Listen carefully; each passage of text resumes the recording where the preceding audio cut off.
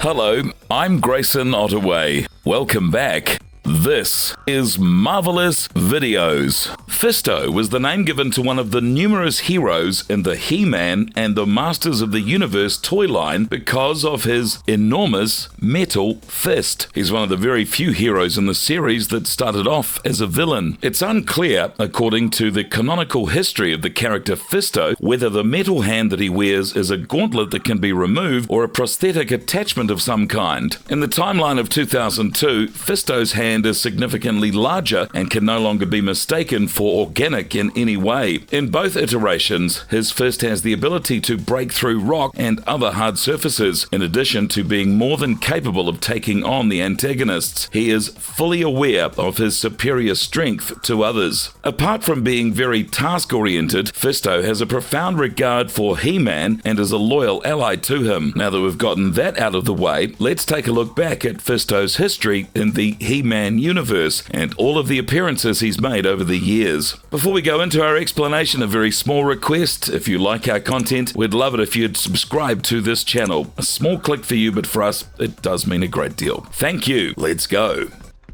Whoa! Dang!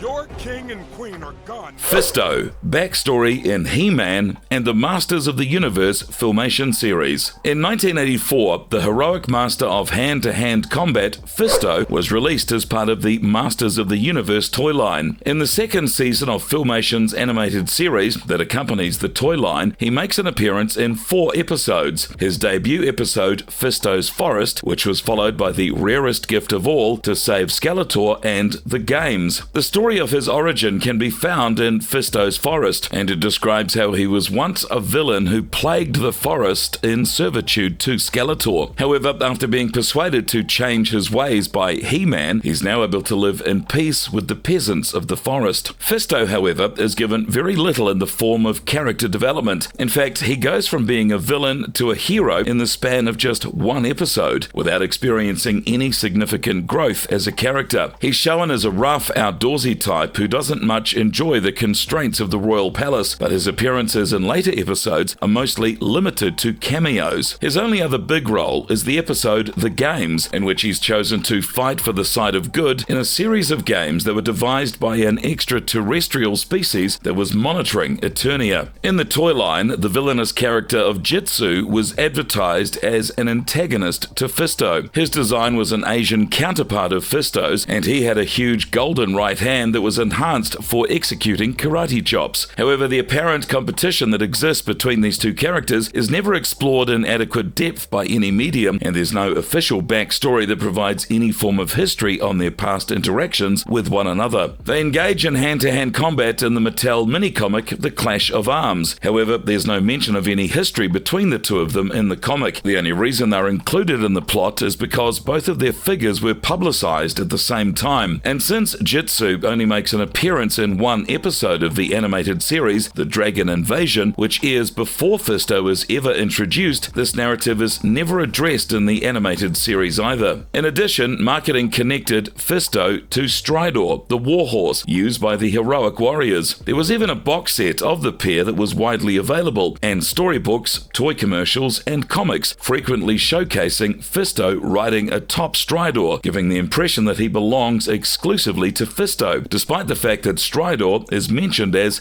He-Man's steed on the package in which he comes. The fact that the figure and the horse were both made available at the same time is the only connection between the two. In the same manner, Jitsu has a connection with Night Stalker, the antagonist counterpart to Stridor. The connection between Fisto and Stridor is fairly clear in virtually every medium, with the exception of the animated series, which doesn't make any connection between the two characters. We'd go a little bigger.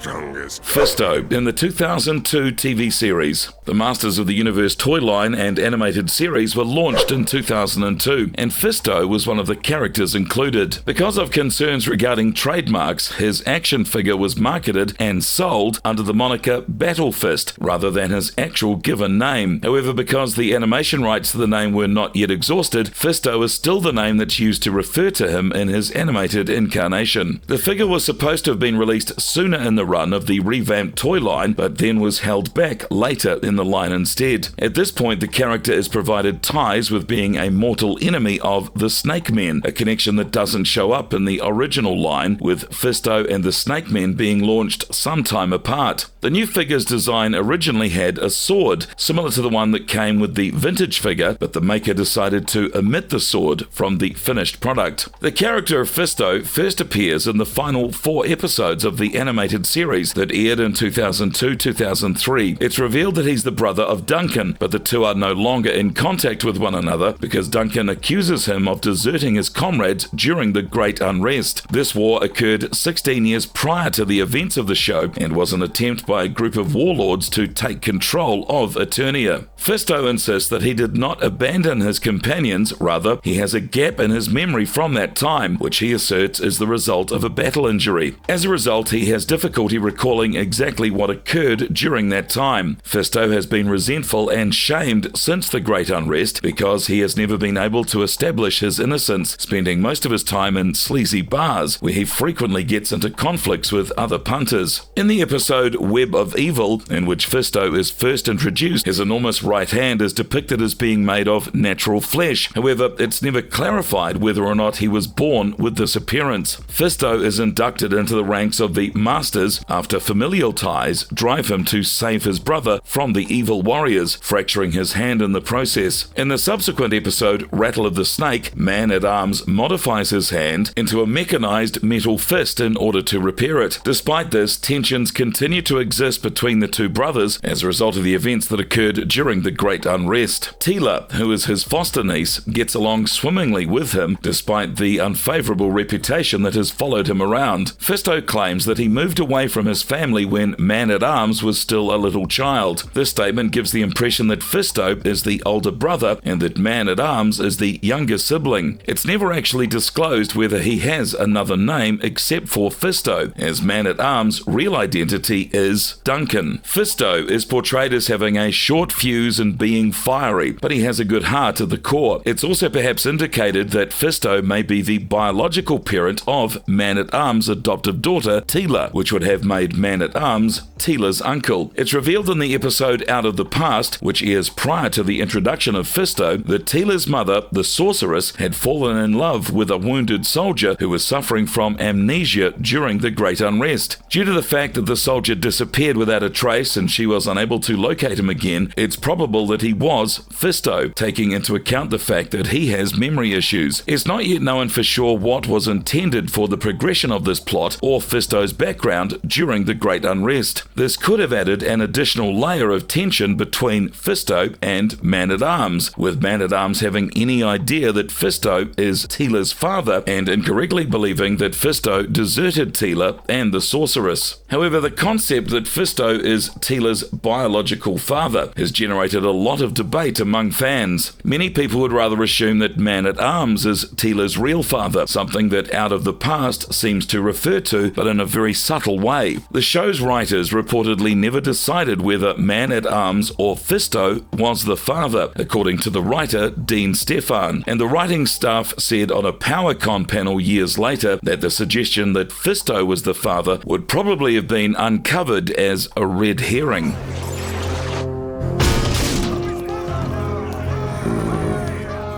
Fisto in other media and mini-comic appearances. In the pilot episode of the 2021 Netflix series Masters of the Universe Revelation, Fisto makes a brief cameo appearance. Fisto was there at the Royal Palace of Eternia for the magnificent ceremony that would culminate in Teela being awarded the title of Man-at-Arms. However, even before the ceremony could be finished, Teela, along with her father and the entire guard, were called into action to defend Castle Grayskull against an onslaught by Skeletor's soldiers. Fisto was then seen using his powerful fist to knock down one of the Skelcons in the fight that Teela led, which also featured Clamp Champ. With everything else covered, let's take a look at his mini-comic appearances. In contrast to most other mini-comics, The Clash of Arms focuses its attention on a character other than He-Man, with Fisto delivering most of the story's action. Fisto's conducting surveillance along Stridor's border quarters in Clash of Arms. Triclops, Webstore, Clawful, and Jitsu launch an assault on them and hold Fisto hostage while Stridor manages to flee the scene. Skeletor and Evil Lyn come to the conclusion that the hero should risk his life by entering the Circle of Doom. He's victorious over a good number of Skeletor's minions, despite the fact that this leads to his severe decline. After that, Whiplash makes his way into the ring. Fisto is in no condition to engage in combat and has little hope of survival when subjected to the blows of Whiplash's tail. In the meantime, Stridor has contacted He-Man, who shows up at the arena at the very last possible moment. Through the use of his energy weapon, he's able to scare away Skeletor's warriors, liberate Fisto, and utterly demolish the Circle of Doom. Except for Clash of Arms, which is mostly focused on Fisto, he makes an appearance in a couple of other mini-comics as part of the Heroic Warriors. Here he doesn't have a big role, except assisting He-Man along with his other fellow heroes.